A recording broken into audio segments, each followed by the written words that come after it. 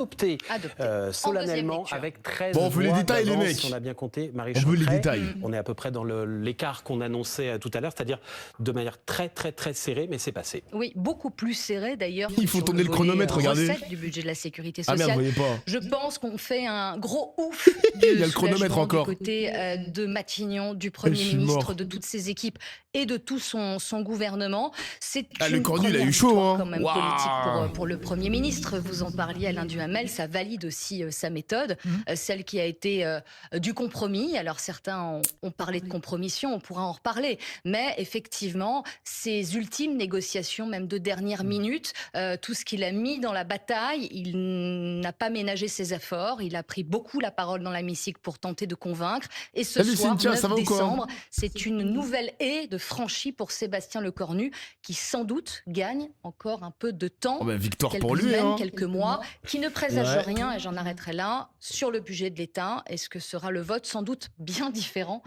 concernant ce vote crucial également? Michel Barnier, il y a un an, a chuté sur le budget de la Sécu. C'était sur une motion de... Pourquoi il y a encore le chronomètre qui tourne, de fait? Et François Bayrou n'a pas réussi à franchir même l'étape de... Lui, il a demandé la confiance, donc il a pris encore plus de risques. Motion de censure incoming, je pense pas, les gars. En vrai de vrai, si tu déposes une motion de censure, qui va vouloir censurer le gouvernement de Lecornu? Vu qu'ils adoptent le budget, même si ça passe sur un mouchoir de poche, ça va être à peu près, là vous voyez les votes ici, ça va être à peu près la même configuration pour une motion de censure, donc ça sert à rien en vrai de vrai.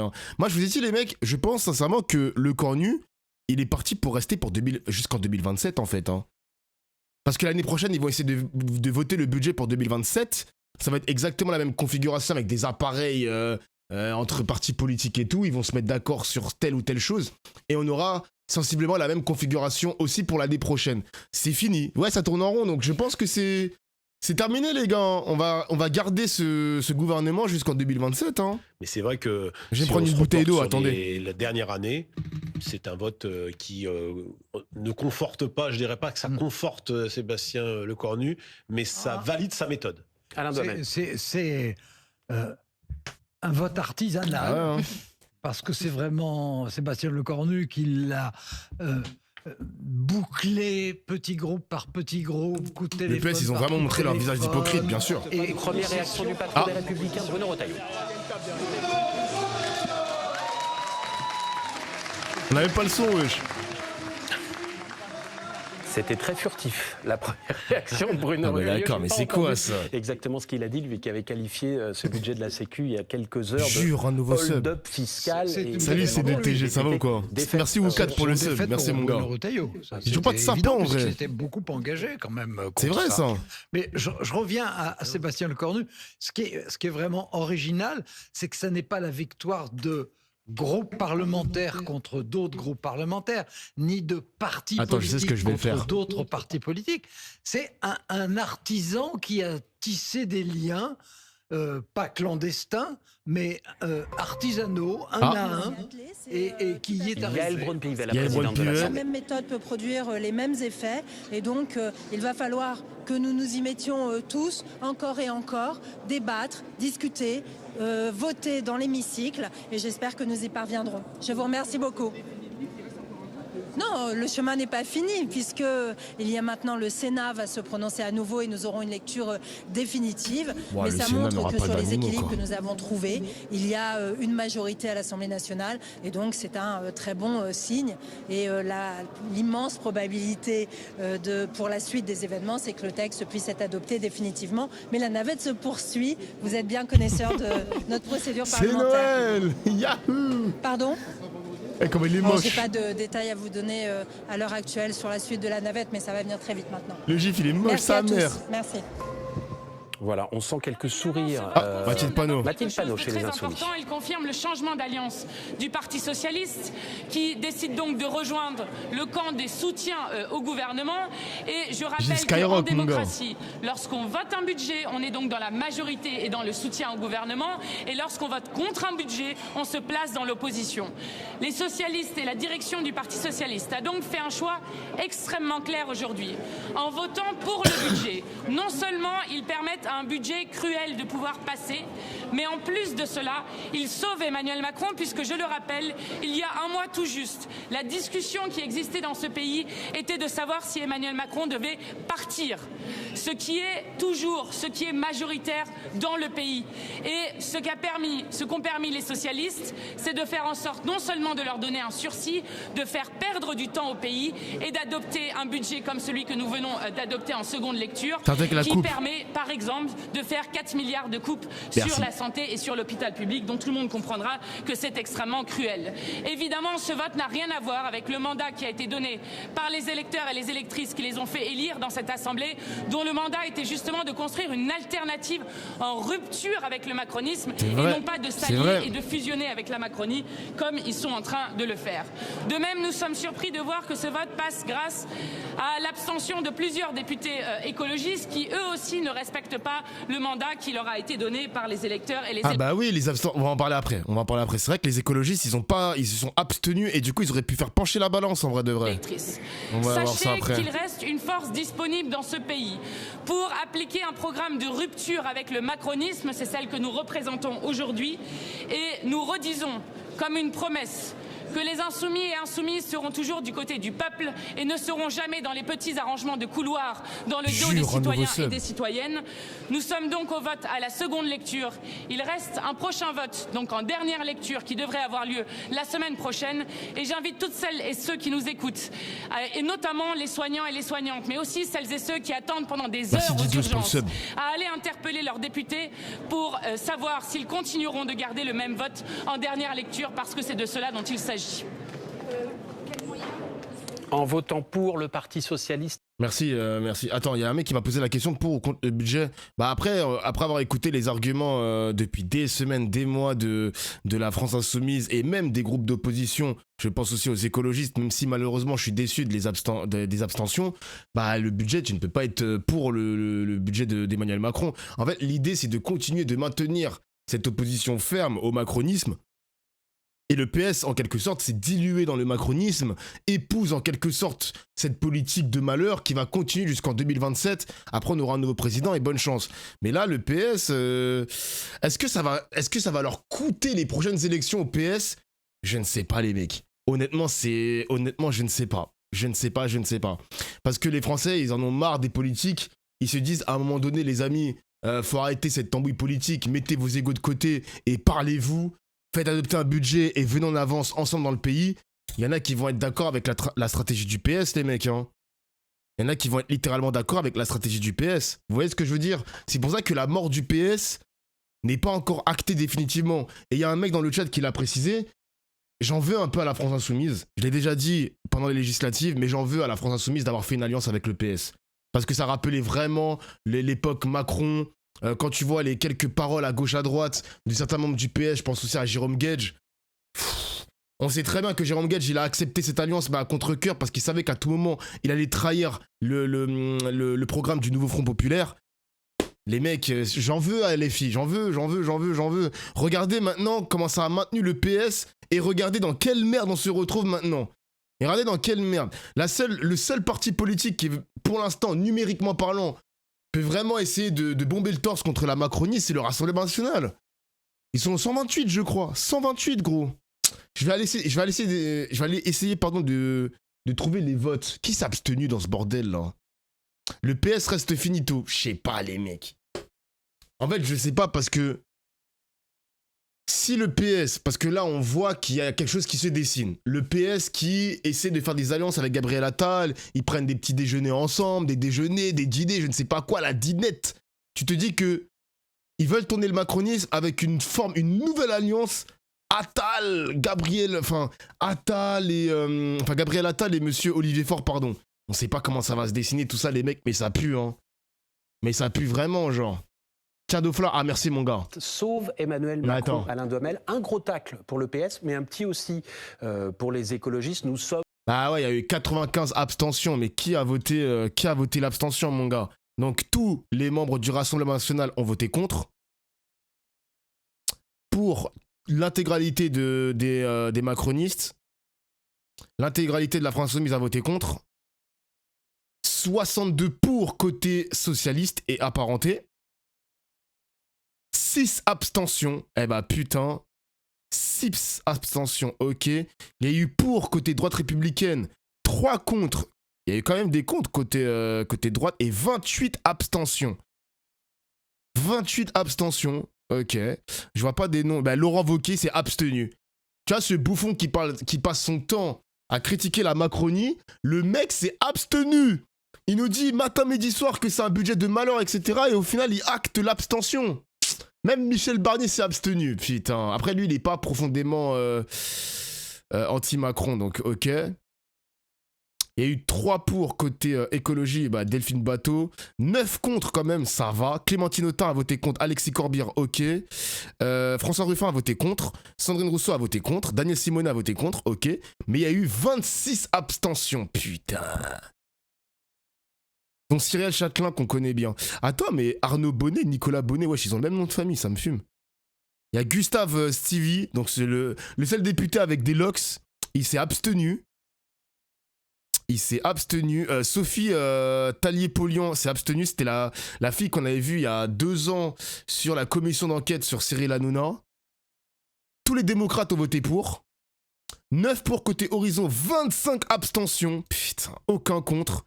22 côté Lyotte, 2 abstentions. 1 pour et 10 contre côté gauche démocrate et républicaine. Dont Elsa Faucillon qui a voté contre. Ok, Stéphane Peu. Je crois que Stéphane Peu, c'est mon député, lui. Il a voté contre aussi, ok. 5 abstentions. Putain de merde, 5 abstentions. Tous les ciotistes ont voté contre. 6 députés non inscrits ont voté pour, 2 contre et 1 abstention, Aurélien Pradier. Ok. Il y a eu beaucoup trop d'abstentions, les mecs, hein. Il y a eu beaucoup trop d'abstentions, what the fuck, hein. LFI qui tape sur le Parti Socialiste à juste titre, mais on va laisser ces connards des écologistes tranquilles, j'ai le démon. Alors si tu viens d'arriver, il y a eu un tacle glissé de la part de Mathilde Panot directement sur les écologistes. Donc les écologistes vont prendre leur balle aussi, les gars, vous inquiétez pas, hein. J'espère que la France Insoumise ne va pas lâcher le steak aussi, ne va pas lâcher les écologistes, c'est important. Alors attendez, on va écouter Priorité au direct. Avec le petit jingle, évidemment, les mecs. Qu'elle veut que la rupture. Deuxième tentative pour Bruno Retailleau, le patron des Républicains. Et puis c'est toujours plus de dettes, toujours plus de déficit. Sans doute 25 milliards d'euros de déficit. Je veux rappeler qu'en 2023, le déficit de la sécurité sociale, c'était 13 milliards.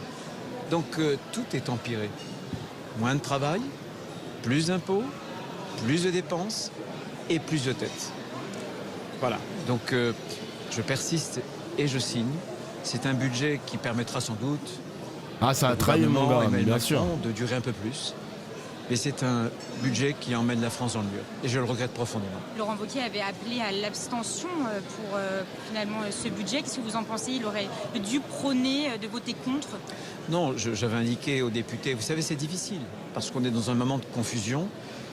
Et chacun essaie de limiter la casse. J'avais indiqué, moi, que j'étais pour la position contre, mais aussi pour l'abstention pour les députés qui, en fonction de leur conscience, souhaitaient s'abstenir. Donc, j'ai pas plus de commentaires à faire. Et pour la suite, est-ce que vous êtes favorable à une dissolution, une élection présidentielle anticipée comme Édouard Philippe? Écoutez, colline après colline. Voilà, on en est au PLFSS. Juste une dernière question, monsieur Retailleau. Il n'y aura pas de dernière question pour Bruno Retailleau. Il n'y aura pas de dernière question, chef. Attends, j'allais voir s'il y a une autre priorité au direct. Ok, Boris Vallaud. Ah, c'est pas lui qui s'exprime, c'est pas Olivier Faure qui s'exprime, mais Boris Vallaud. Très bien. Ça a été un compromis. Marie Chantret. Réaction à l'instant du Premier ministre Sébastien Lecornu sur... Alors avant la priorité au direct, je récolte un petit peu les questions du chat.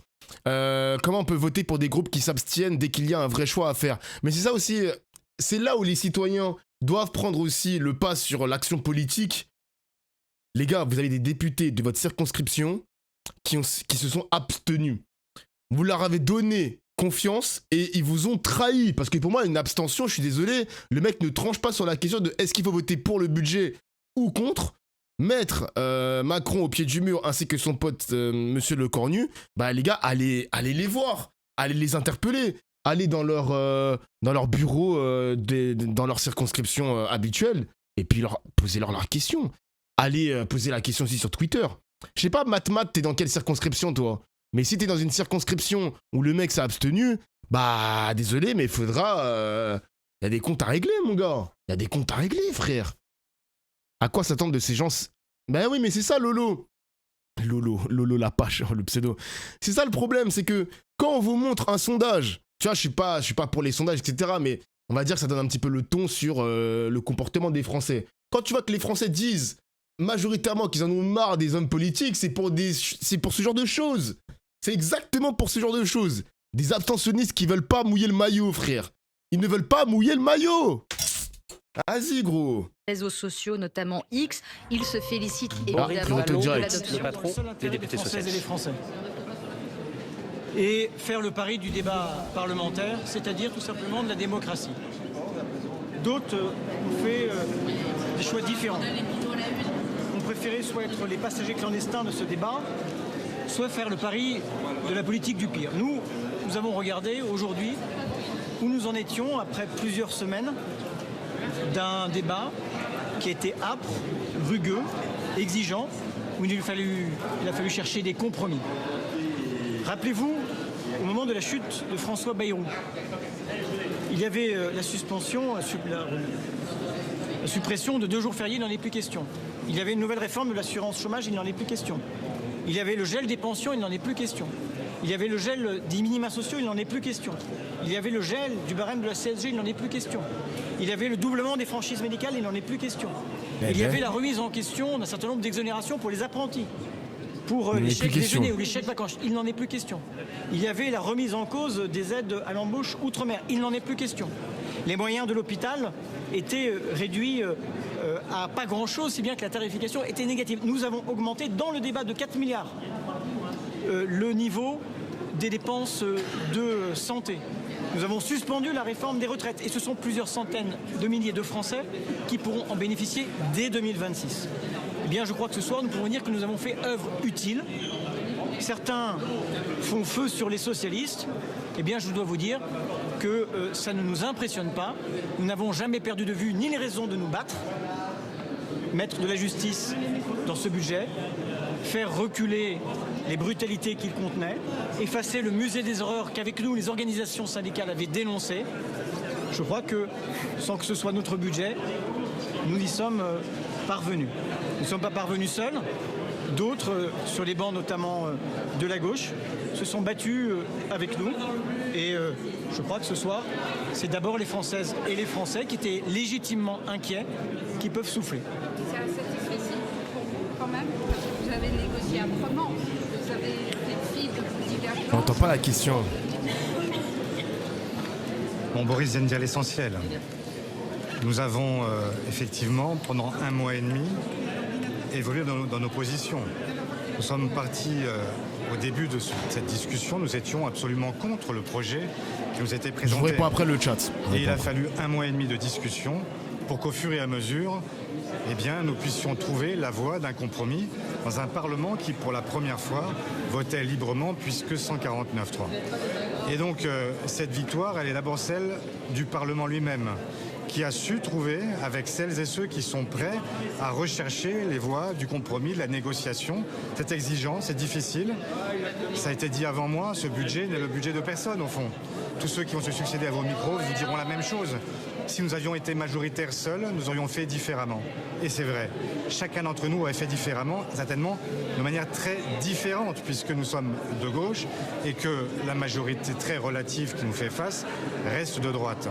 Mais nous avons cherché à être utiles aux Françaises et aux Français, et je crois que nous n'avons trahi personne et au contraire, nous sommes de ceux qui n'avons pas attendu un grand soir hypothétique pour obtenir des victoires. Nous avons ce soir la possibilité de dire à ceux qui nous ont demandé de les représenter que nous avons été là pour soutenir classe populaire, classe moyenne, toutes celles et ceux qui n'avaient pas d'autre moyen d'attendre une fois encore une élection supplémentaire. Laquelle, quand, avec quelle certitude? Ce soir, ils savent que à la veille des vacances de Noël, au moment où tous s'interrogent sur ce que sera leur pouvoir d'achat l'an prochain, que nous avons préservé leur pouvoir d'achat, que nous avons préservé leur accès à la santé et que pour ceux qui vont partir à la retraite, ils pourront partir plus tôt parce qu'il y a des gens qui ont pris leurs responsabilités. Voilà ce que l'on voulait vous dire ce soir et c'est vrai qu'il y a non pas de fanfaronnade parce que ce que nous avons obtenu, Boris vient de le dire, nous l'avons obtenu avec d'autres. Il n'y a aucune volonté de tirer à nous une couverture qui n'appartient pas qu'à nous. Elle appartient à l'ensemble de celles et ceux qui ont voulu faire progresser ce débat. Voilà, donc ça prouve que le débat est possible, ça prouve que quand il y a une recherche sincère et loyale, on peut y arriver, mais c'est aussi une leçon pour le gouvernement. Parce que dans ce débat sur le projet de loi de financement de la sécurité sociale, il a accepté d'avancer. Et sa majorité a accepté aussi pour une part d'avancer. Sur la loi de finances... La première réaction d'Olivier Faure, le patron du Parti Oh, socialiste, ils abusent. appelé.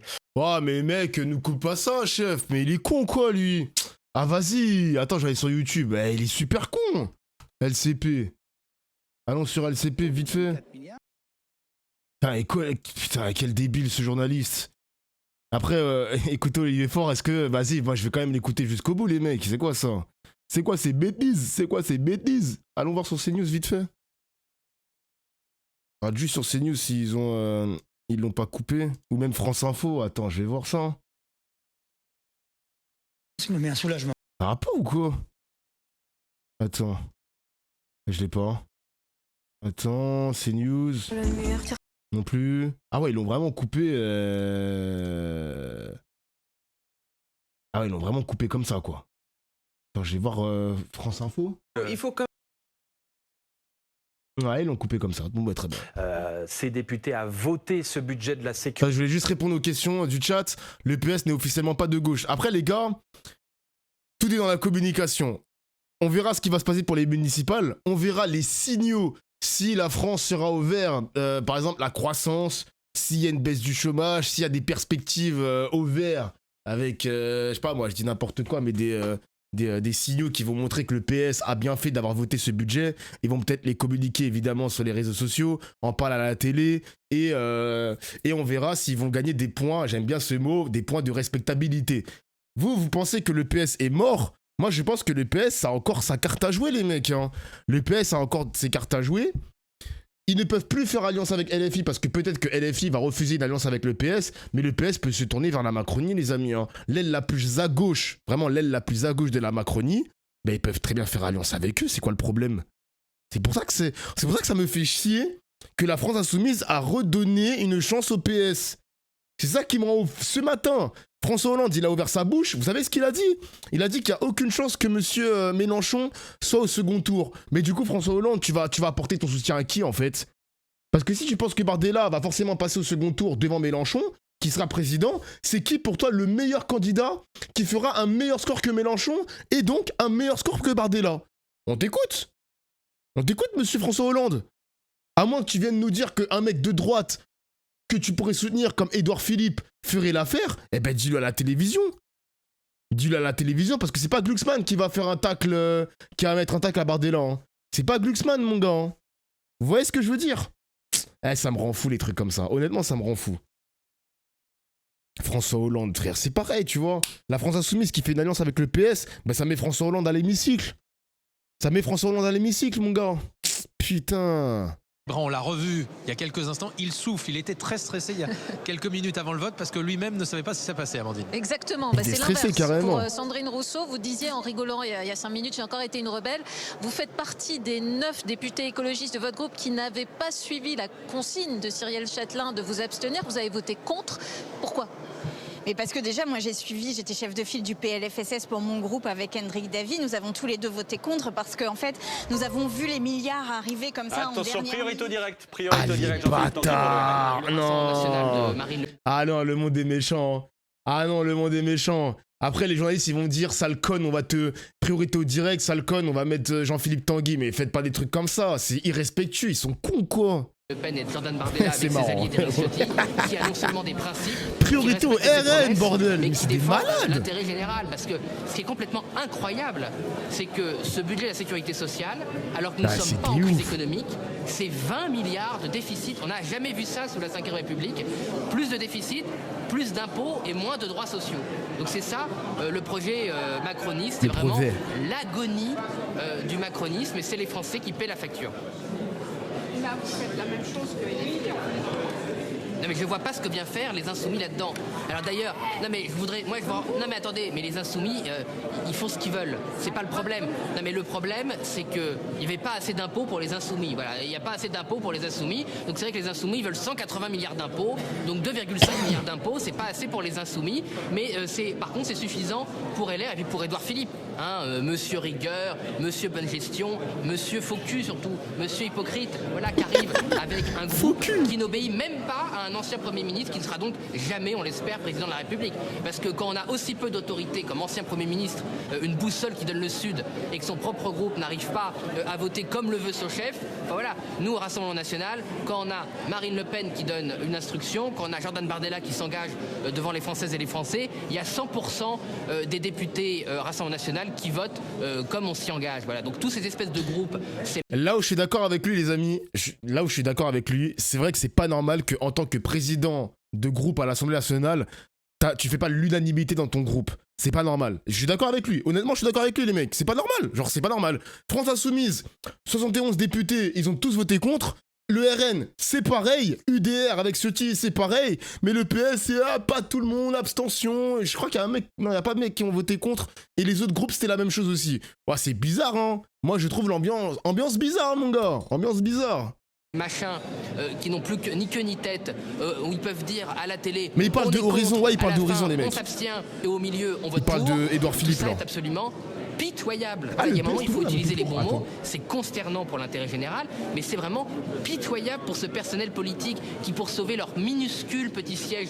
Non, les mecs, 63 pour côté PS et 6 abstentions, les mecs. 6 abstentions côté PS. Lequel d'ailleurs ils ne seront jamais, ils ont fait la majorité, on s'est compris. Sont prêts à tout pour faire payer pour les Françaises et les Français. Mais c'est hallucinant. Et ça réserve le pire pour ce qui est du budget général. Où là, ce ne sera pas 2 milliards de hausse d'impôts, ce sera, on le sait déjà, 19 à 25 milliards c'est vrai qu'il de n'est pas député dans Philippe Champ. Il est maire, notamment sur le carburant. Alors je voudrais quand même, puisque vous avez parlé vous-même des Insoumis, avoir quand même une petite pensée my bad. pour le soi-disant le totem d'immunité d'intelligence des mélenchonistes. Parce que les médias nous présentent toujours les Insoumis comme vraiment un rouleau compresseur intellectuel, Monsieur Mélenchon comme la 8e merveille du monde intellectuel. Ah bah voilà, bravo, les grands stratèges, grande alliance, avoir fait élire des députés PS qui sont la super béquille de Macron et même les écolos qui deviennent les nouveaux sociotraites de service. Je voudrais vraiment adresser toutes mes félicitations au grand stratège Mélenchon qui donc dans sa grande coalition de 180 députés de gauche a fait élire 120 sociotraites. Donc en fait Monsieur Mélenchon est en train de finir sa carrière comme il l'avait commencé rue de Solferino à convoquer Che Guevara pour finir en socialo-macroniste. Aïe. Un petit mot, il faut... Merci Lydia pour le sub. Aïe, on mérite une balle, les mecs. On accepte la balle. Honnêtement, il nous a mis une cartouche. Moi, je prends la balle dans le thorax. Il nous a mis une balle dans le thorax, les mecs, on peut rien dire.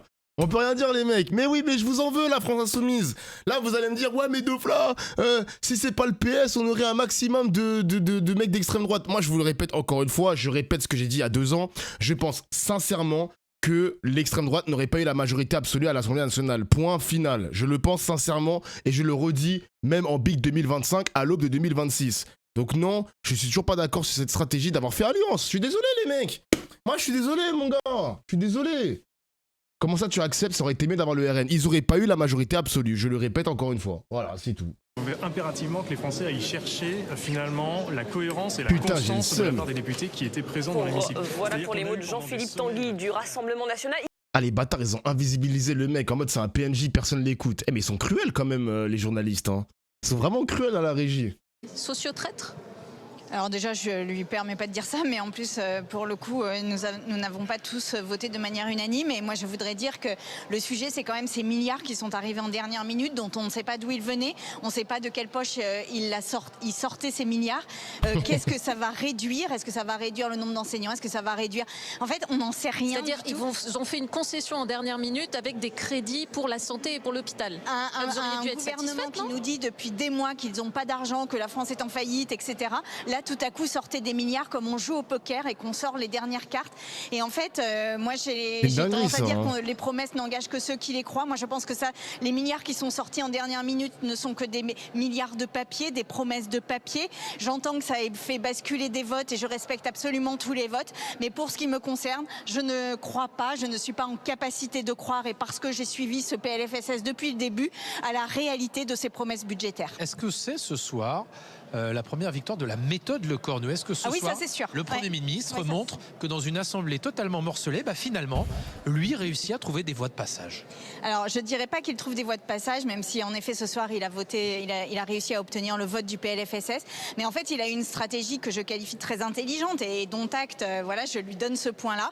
C'est qu'en fait, il a mis énormément d'horreur dans la dernière partie du PLFSS, ce qui nous a obligés d'une certaine manière à voter tout le début pour éviter les horreurs de la fin du texte. Et comme les horreurs ont été effacées par des majorités à l'Assemblée, et comme à la fin il a aligné ses milliards, il a gagné ce vote. Dont acte, je lui donne la victoire, il n'y a pas de sujet ce soir. Maintenant, je fais le pari devant toutes les personnes qui nous écoutent, et vraiment je suis prête à prendre tous les paris que dans 3 mois, les décrets vont commencer à tomber et vont revenir sur l'ensemble des victoires que nous avons obtenues de manière faciale dans l'hémicycle. Parce qu'il y a quand même eu, de vraies victoires sociales. Il y a la suspension de la réforme des retraites, par exemple. Vous pensez qu'il va revenir dessus? Ça, c'est le seul, mais qui n'est même pas financé. C'est-à-dire que l'amendement sur la CSG, alors c'est un peu technique, mais pour financer le décalage de 3 mois des retraites, il fallait des recettes. Il n'y a pas les recettes en face qui correspondent à la mesure. Donc voilà.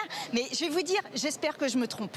Et j'espère que mon vote contre était une erreur. Et si c'est une erreur, je viendrai sur votre plateau le dire. Mais vraiment, rendez-vous dans 3 mois et on en reparle. Vous avez l'air malheureuse et remontée. C'est ce que je disais, les mecs, hein. Allons voir dans 3 mois. Et puis, si c'est une petite victoire parce que les signaux sont ouverts, etc., et du coup, la méthode Lecornu aurait fonctionné, grâce en partie avec les votes du PS qui ont fait leurs propositions, etc., dont acte. Mais le combat va continuer, les mecs. Rendez-vous en mars, exactement. Le combat continue. Je pense que sur le court terme, on va pas le voir tout de suite. Je pense qu'il faudra attendre au moins 6 mois, 10 mois, 1 an pour voir les effets de ce budget sur l'ensemble des Français. On verra. Dont acte, exactement. Qu'est-ce que vous pas du tout dites malheureuse. aux socialistes qui, eux, ont voté très majoritairement parce qu'ils ont espoir que ça puisse socialement être bénéfique aux Français? Alors déjà, je vous corrige, je ne suis pas malheureuse, c'est un jeu politique. Dans le jeu politique, on gagne, on perd. Et moi, j'accepte absolument les défaites, contrairement d'ailleurs à d'autres.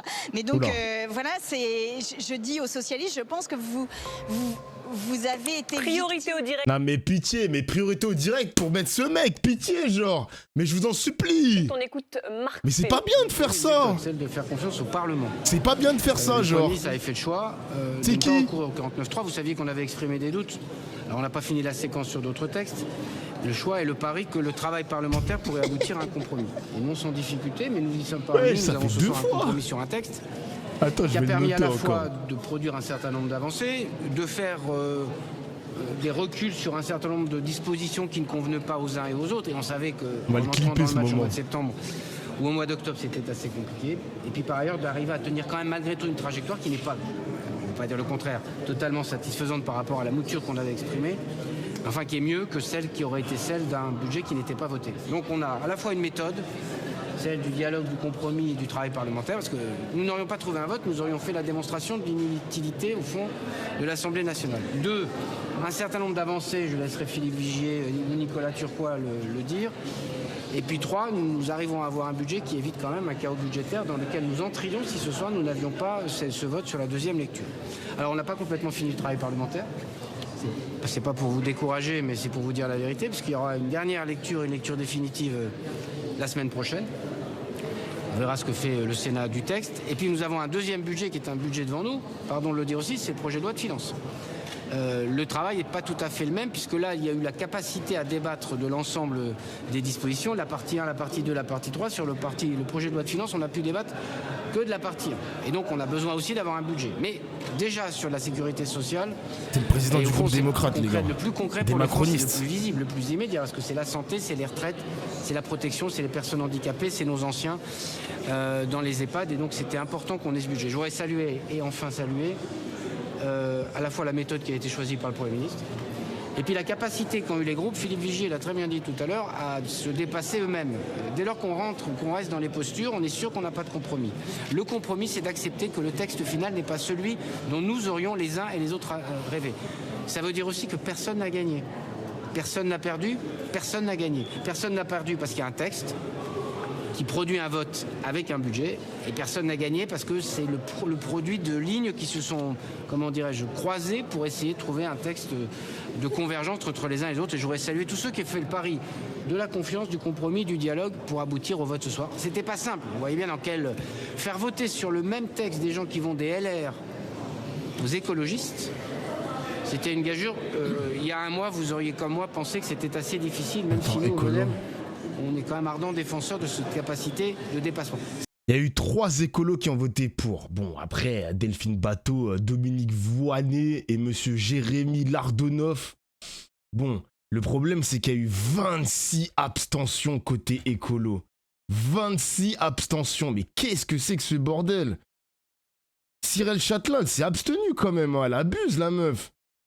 C'est quoi ces bêtises? C'est quoi ces bêtises? Ça, c'est vraiment du dépassement. 26 abstentions, c'est ça qu'il faut saluer ce soir. C'est le travail de parlementaire, ça marchait là. Pourquoi ça n'a pas marché avant? Et peut-être qu'il faut que chacun fasse son chemin, parce que je reconnais que nous l'avions dit depuis 1 an et demi, nous l'avions dit sous Michel Barnier, nous l'avions dit sous François Bayrou. Peut-être qu'à un moment, les choses mûrissent. Vous auriez imaginé il y a 1 an qu'on puisse avoir des débats comme on a là, avec des suspensions de séance, pour essayer de retravailler des amendements, pour essayer d'écouter les parlementaires, pour essayer que le gouvernement dise oui, après tout, vous n'avez pas tout à fait tort. Quelque chose de nouveau s'est construit. Je disais ce matin, bien du courage à ceux qui voudraient changer et revenir à des méthodes beaucoup plus coercitives. Parce que le Parlement a pris l'habitude, un peu, dans ce texte, et c'est une bonne nouvelle, de prendre ses responsabilités. Et le mieux pour prendre ses responsabilités, à la fin, c'est de voter le produit du travail, même si ce n'est pas tout à fait ce qu'on avait prévu au démarrage. Ça peut laisser augurer que sur d'autres sujets. Sur le PLN. Ouais, c'est passé les mecs, le budget. Pour ceux qui viennent d'arriver. Pour ceux qui viennent d'arriver, le budget est passé, les amis. Le PS a voté majoritairement pour. Le problème, c'est qu'il y a eu beaucoup d'écologistes qui se sont abstenus. Il y a moyen d'avoir des explications durant cette semaine aussi, peut-être même ce soir, on sait pas. Mais gros point d'interrogation, les gars. Un peu déçu. Mais on verra leur justification en vrai.